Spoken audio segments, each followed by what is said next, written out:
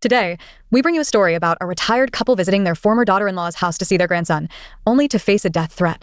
The grandfather's fury leads to a bloody tragedy. George, now in his 50s, is a retired police officer. His family lives in a pleasant rural town, enjoying a prosperous life by running a ranch.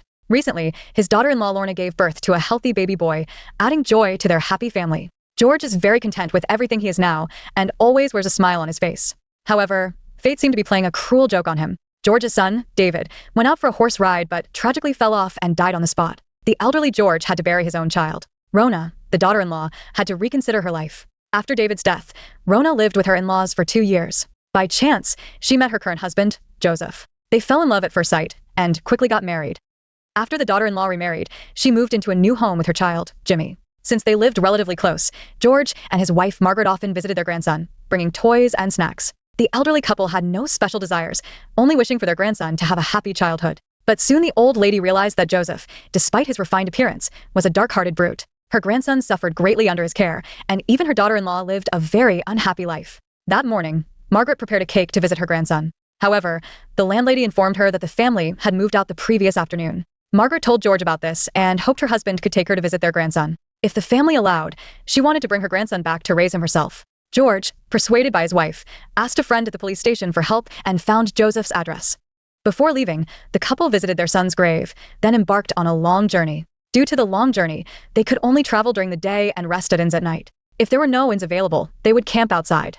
Although it was tough, the thought of their grandson made all the fatigue disappear.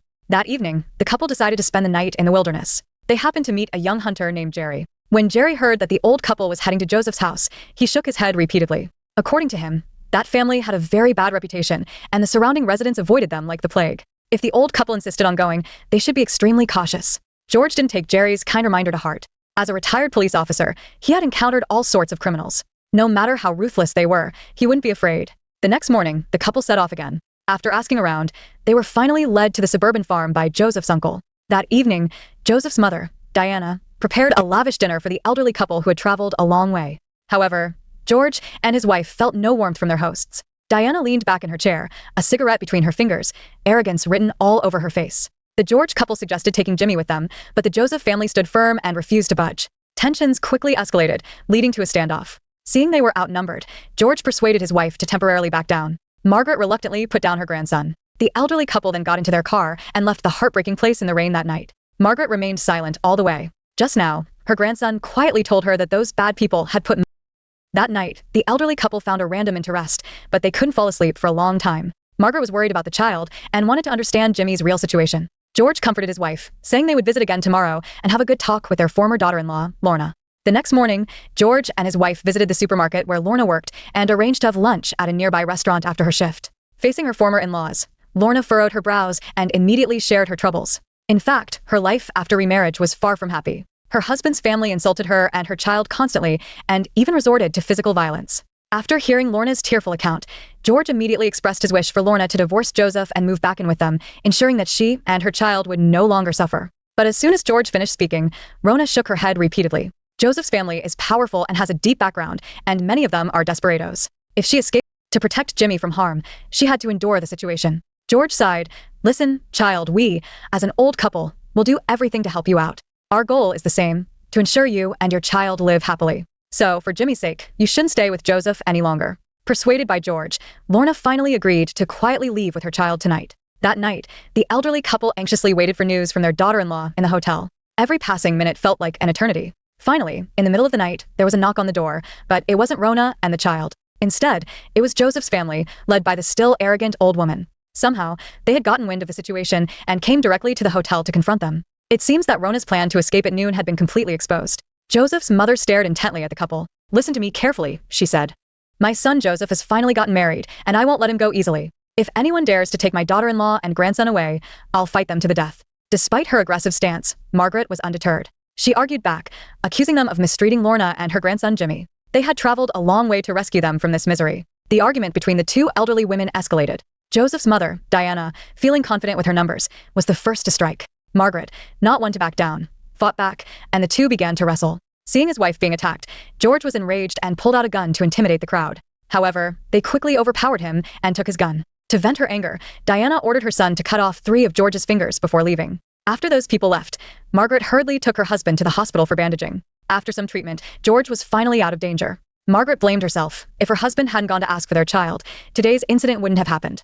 George didn't blame his wife. He only blamed those people for being too overbearing. He called the police, hoping they would help him get justice. But to the elderly couple's surprise, the police not only refused to accept his complaint, but also blamed George for everything. The police told the couple that Joseph's family had only confronted George to protect their children and Rona because George had pulled out a gun to threaten them. They were forced to fight back and ended up cutting off 3 of his fingers. George and his wife were furious after hearing this.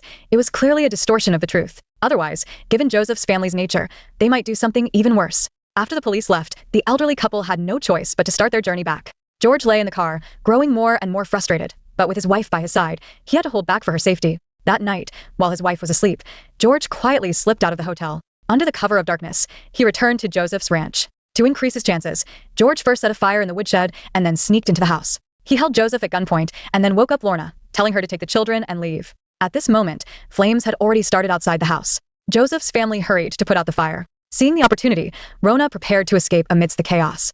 Unfortunately, before mother and child could leave the house, they were discovered by Joseph's uncle. To protect her child, Rona immediately fought with him. But as a weak woman, how could she stand against a strong man? She was quickly pushed down the stairs. In the bedroom, Joseph seizes a moment when George is off guard to fight back, but George knocks him out with the butt of his gun. As George is about to assist Lorna, Joseph's uncle grabs Jimmy by the neck, demanding George to surrender his weapon. Facing the dark barrel of the gun, the man finally hesitates. He gently releases the boy in his hand and instinctively steps back a few paces. Jimmy sees the opportunity to run towards his grandfather. Just as George was about to take control of the situation, Diana rushed out of the house. Joseph's uncle took advantage of the chaos to grab the gun and started wrestling with George. At that moment, Diana raised her handgun, intending to help her brother. Unfortunately, she had no shooting experience and, in her panic, accidentally shot her brother dead. George retreated step by step down the stairs. Diana pressed on relentlessly. Seeing no way out, George threw Jimmy to Lorna downstairs. Diana pulled the trigger again, knocking George to the ground. The fire outside raged even more fiercely. Joseph and his brother, at a loss, hurried back to consult their mother.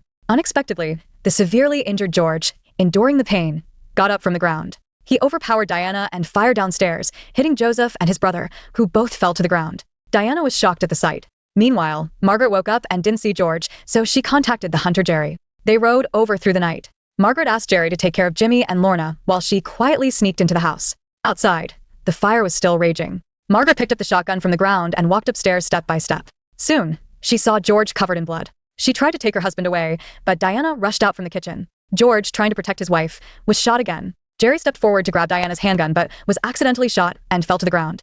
Enraged, Margaret picked up the shotgun from the ground and pulled the trigger at the wicked woman. With a loud bang, the wicked woman was shot in the chest and died instantly. Margaret kissed her husband, who lay in a pool of blood, and then left Joseph's cabin. The fire raged on, consuming the bodies of George and the wicked family, turning them to ashes forever. Margaret, as she wished, left this place of trouble with her grandson and daughter-in-law. The movie, Let Him Go, released in 2020 and directed by Thomas Bazooka, features a smooth and heartfelt narrative. The director uses meticulous cinematography to tell a deeply moving story of redemption. Through a realistic and touching plot, the film highlights the complexities of human nature and the harshness of society. George and Margaret risk their lives and travel great distances for their grandson. Their unwavering loyalty to family and deep affection for their loved ones always shine with the brilliance of humanity. This crime thriller intertwines good and evil with love and hate.